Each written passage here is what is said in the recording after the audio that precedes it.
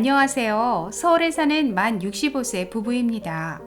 서울에 아파트 한 채 갖고 있고 수입이라고는 국민연금 월 100만 원이 전부입니다.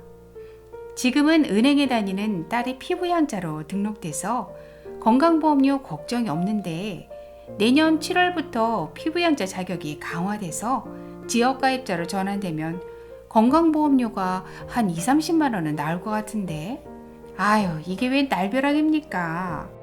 아파트 가격이 오른 게 내 잘못도 아닌데 세금 폭탄에 건강보험료까지 내라고 하면 어디 가서 어떻게 살아야 할지 정말 걱정입니다. 도대체 피부양자 요건이 내년에 얼마나 강화되는지 어디 가서 물어볼 데도 없고 오늘 알베르토 쌤이 시원하게 답변 좀 해주세요.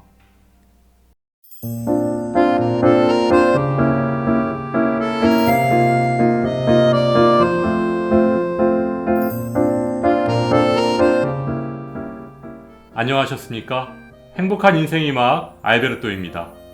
평생 성실하게 직장 생활에서 집 한 채 장만하고 국민연금에 기초연금 받아서 노후를 보내려고 했던 국민들의 작은 소망이 허망하게 무너지고 있습니다. 국민연금과 기초연금을 연계해서 기초연금을 감액하더니 이제는 피부양자 자격까지 박탈하고 건강보험료를 내라고 합니다. 정말 앉아서 건강보험료 폭탄을 맞을 수밖에 없는 이 답답한 상황을 어떻게 헤쳐나가야 할까요? 오늘은 2022년 7월부터 변경되는 건강보험 피부양자 자격 요건이 도대체 얼마나 강화되는지 의뢰인의 질문에 자세하게 답변해 드리도록 하겠습니다. 알베르토 쌤, 건강보험료 피부양자란 무엇인가요?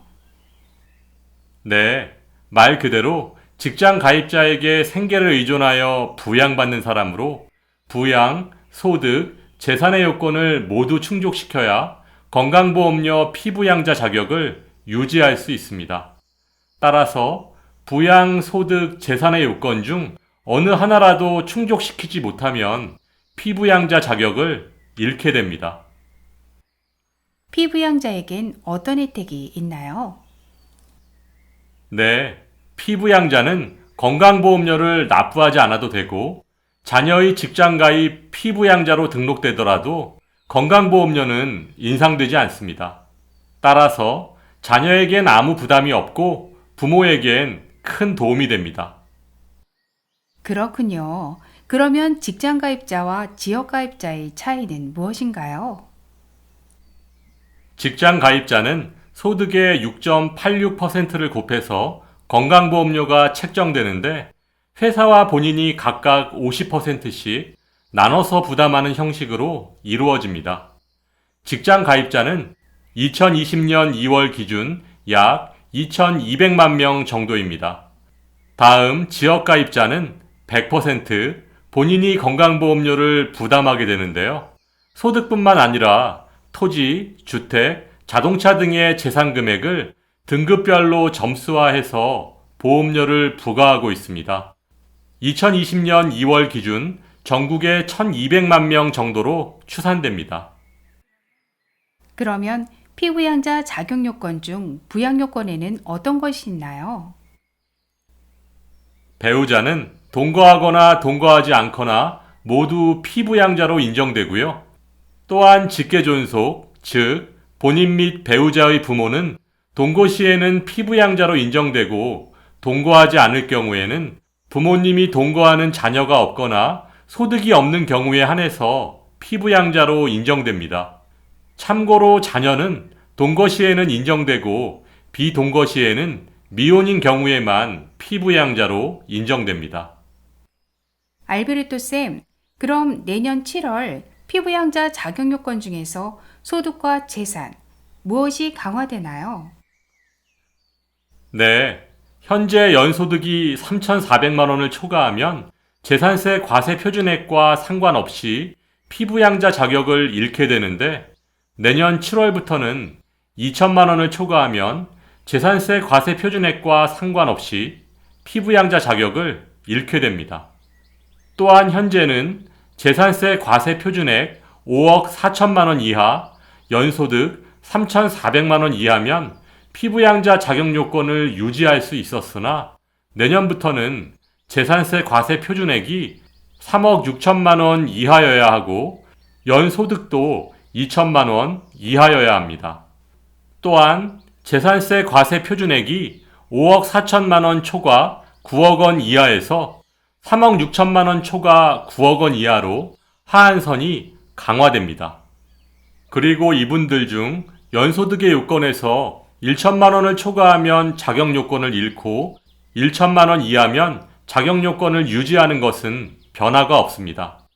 마지막으로 재산세 과세 표준액이 9억 원을 초과하면 연소득과 상관없이 피부양자 자격을 잃게 되는 것도 변화가 없습니다. 그런데 재산세 과세 표준액이 뭔가요? 공시지가하고 같은 의미인가요? 네, 용어가 참 어렵죠. 재산세 과세 표준액과 공시지가는 다른 의미입니다. 재산세 과세 표준액이란 주택의 경우 공시가격의 60%, 토지는 공시지가의 70%에 해당하는 가격이라고 보시면 됩니다. 알베르트 쌤, 고마워요.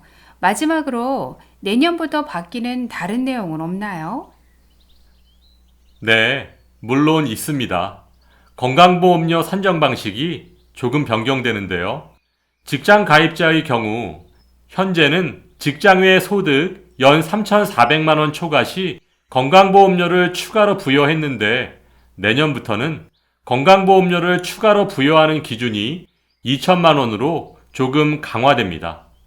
또한 지역 가입자의 건강보험료 산정 기준은 현재 재산 조건에서 500만 원에서 1,200만 원까지 차등 공제해주고 있는 부분을 일괄적으로 5천만 원 공제해주는 것으로 변경됩니다.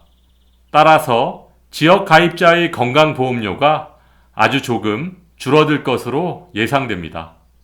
마지막으로 자동차의 경우 4천만 원 이하의 차량은 건강보험료 부과 대상에서 제외됩니다. 이는 기초연금 계산 시 3000cc 4천만 원 이상 고급 승용차를 소유한 사람에게 P값의 페널티를 주는 것과 비슷한 개념인 것 같습니다. 아무튼 지역가입자의 건강보험료는 조금 줄어들 것으로 보여집니다. 2022년 7월 이렇게 강화된 요건이 적용되면 현재 전국에 1,800만 명인 건강보험 피부양자 중 약 100만 명 정도가 직장 가입자의 피부양자 자격을 잃고 지역 가입자로 변경되면서 건강보험료 폭탄을 맞게 될 것으로 예상됩니다. 하지만 피부양자 대부분이 은퇴해서 경제활동을 하지 않는 노년층인데 갑자기 건강보험료를 내라고 하면 정말 큰 부담일 수밖에 없습니다. 집을 팔고 지방으로 이사를 가야 할지, 재산을 자식에게 증여해야 할지, 어떻게든 일자리를 찾아야 할지, 어르신들이 감당하기엔 너무 힘들고 답답한 상황입니다. 현재 2022년 7월까지는 아직 1년 이상 남았는데요. 앞으로 그동안 메일로 보내주셨던 건강보험료 인상에 대한 상담 내용들을 소개해드리면서 건강보험료를 줄일 수 있는 방법은 없는지 함께 고민해보는 시간을 갖도록 하겠습니다. 오늘도 알베르토가 여러분의 행복한 인생 이막을 응원하겠습니다. 행복한 하루 되세요. 좋아요, 구독, 그리고 알림과 공유는 좋은 콘텐츠를 만드는 힘이 됩니다.